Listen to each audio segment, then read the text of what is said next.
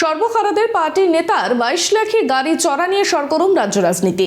এই নিয়ে শতরূপ ঘোষকে সংবাদ মাধ্যমে নিশানা করেছেন তৃণমূল মুখপাত্র কুণাল ঘোষ। পাল্টা জবাব দিয়েছেন শতরূপ।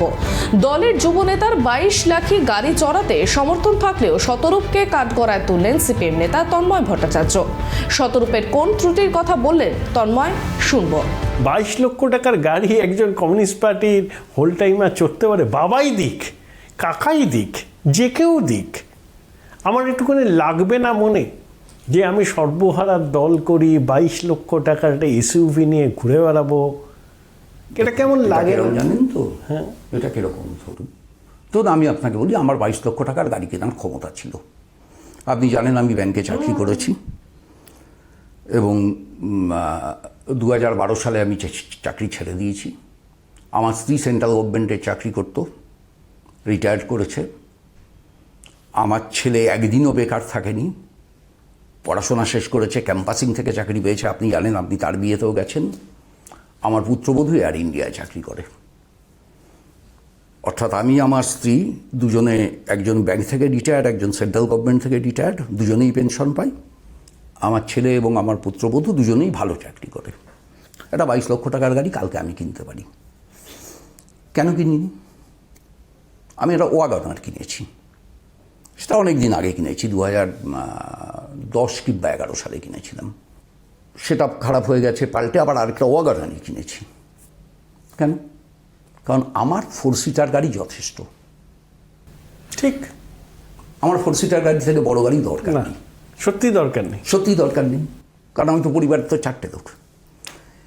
এখন কথা হচ্ছে, শতরূপের পরিবারে যদি 6টা লোক থাকে, ওদের যদি ফ্যামিলি কার যেটা থাকবে, যদি সেটা 6 জনকে ক্যারি করার প্রয়োজন হয়, তাহলে ওকে 6 সিটার গাড়ি কিনতে হবে। আমার তো নিজের সামর্থ্য ছিল 22 লাখ টাকার গাড়ি কেনার, প্রয়োজন নেই বলে কিনিনি। কিন্তু যদি প্রয়োজন হতো, আমার যদি 6টা লোককে ক্যারি করার প্রয়োজন হতো, 7টা লোককে ক্যারি করার প্রয়োজন হতো, তাহলে আমাকে 7 সিটার গাড়ি কিনতে হতো। দ্বিতীয় কথা হচ্ছে, যতদূর জানি ওদের 3 জনের সংসার, ওর বাবা মা তো মারা গেছেন, আর ও আর ওর স্ত্রী। আমি এক্স্যাক্ট জানি না ওর ফ্যামিলিতে কে কে আছে না আছে। আমি নেতাদের বাড়ি যেয়েছি খুব কম। সিপিআইএমে আপনি খুব কম নেতা খুঁজে পাবেন যার বাড়িতে আমি গেছি। আমি গৌতম দেবের বাড়ি চিনি,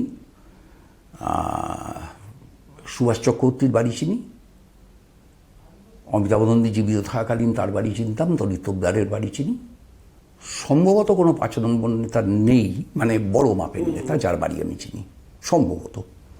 আমি জীবনে কোনোদিন অনিল বিশ্বাসের বাড়িতে যাইনি। আমাদের এমপি ছিলেন দীর্ঘদিন নীরেন ঘোষ, সেখানে একটা কমিউনে থাকতেন, আমি জীবনে কোনোদিন সেখানে যাইনি। আমি নেতাদের বাড়ি যাওয়া পছন্দ করি না, আমি যাইও নি নিজের জীবনে কোনোদিন। ফলে এটা এক একটা লোকের এক এক রকম ব্যাপার।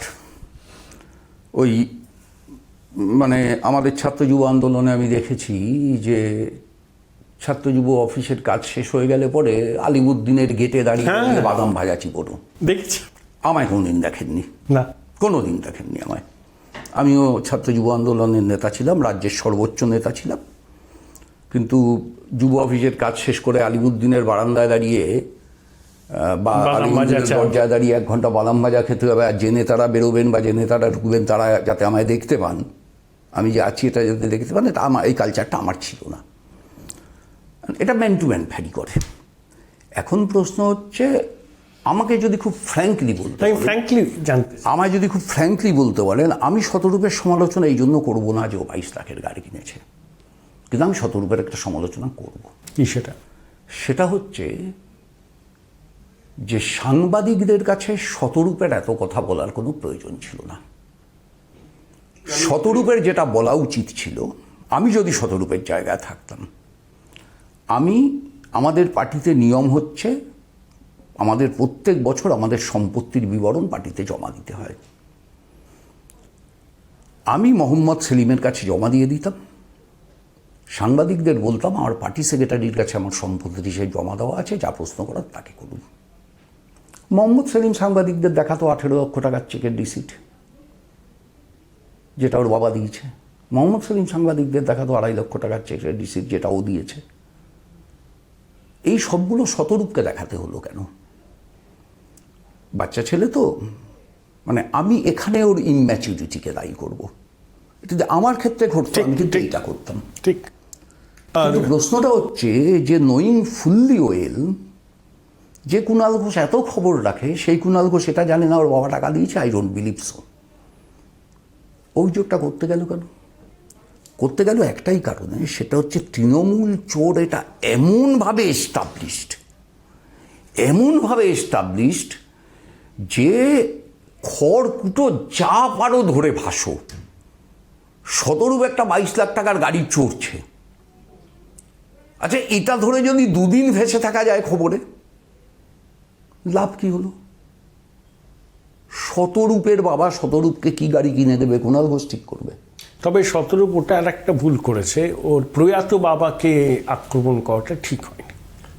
আমিও বলবো যে সৌজন্যের প্রশ্নে টেস্ট টিউব বেবি টেবি এগুলো বলা ঠিক হয়নি। শতরূপ সেটা পরে স্বীকারও করেছে। কিন্তু শব্দ হলো ব্রহ্ম, একবার বেরিয়ে গেলে আর ফেরত। ঠিকই আই অ্যাডমিট দ্যাট। আমি হলে করতাম না, আমি খুব স্পষ্টই তো আপনাকে বলছি। এটা ম্যাচুরিটির অভাব। আমার নিজেরও মনে হয়েছে আবেগপ্রবণ ছেলে, বাচ্চা ছেলে, আর বাবার টাকায় গাড়ি কিনেছে, এইসব বিচ্ছিরিভাবে আক্রমণ করেছে, সব বলে দিয়েছে।